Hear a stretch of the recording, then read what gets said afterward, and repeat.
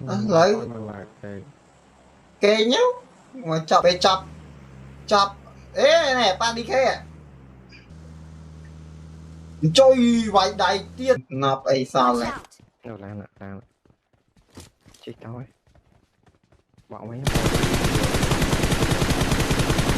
thấy tiết nè âm phone này đã cất là mình là cái giờ này năng vào lấy quá bắt đấy Help! Rồi đấy. tao mang khinh để thằng nọc Má lọp bát Cha đâu rồi? cắt áo Ăn miên về. cá đất miên này cắt áo Giờ ăn miên mấy cái bây giờ. cá đây ăn biết này tao bốc cho một con bụng tàn.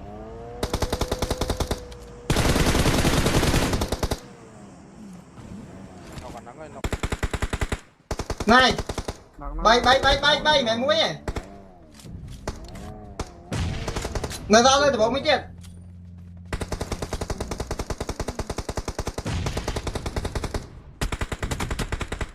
Đúng rồi, đúng rồi. Quá nặng.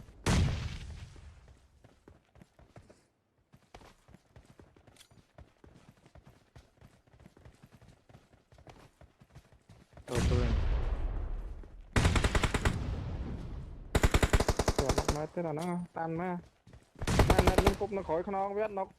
nói là ui Bố. bốc lớn cho vào rồi cho khỏi theo vào chỉ cho khỏi theo vào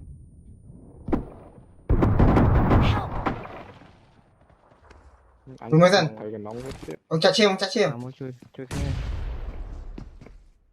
tao chui nó lòng tộc Không tốt ấy. Bán nhiều. Bán chết. Không cho. nó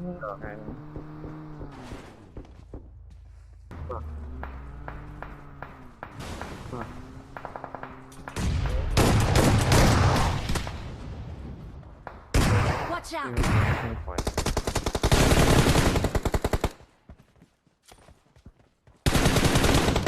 Đúng không?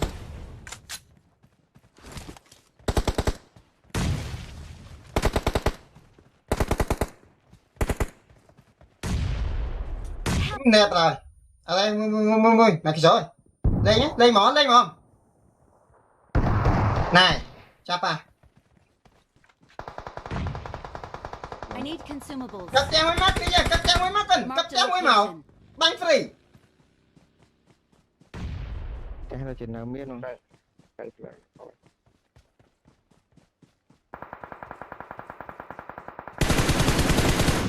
tè tôi cho này mầm lai nông đen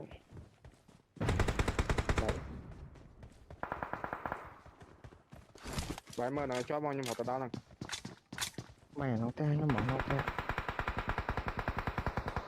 nó te đợi tè hello Cái Rằng này.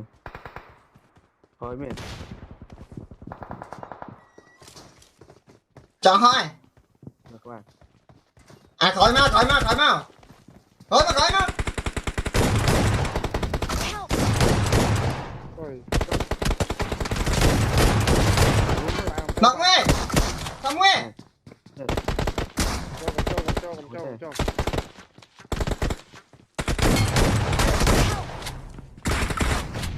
xong nghe Cho mắt. Khéo bên môi tiết. Watch out! khéo mới nuôi tiền Khéo bên môi tiết.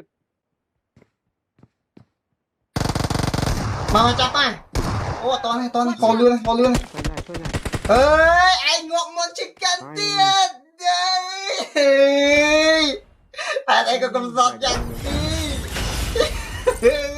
Bà thà cũng ôi chốt. Hopper ơi bà mấy chỗ tao bánh với môi smile thôi mà sao mà bà lý ăn xô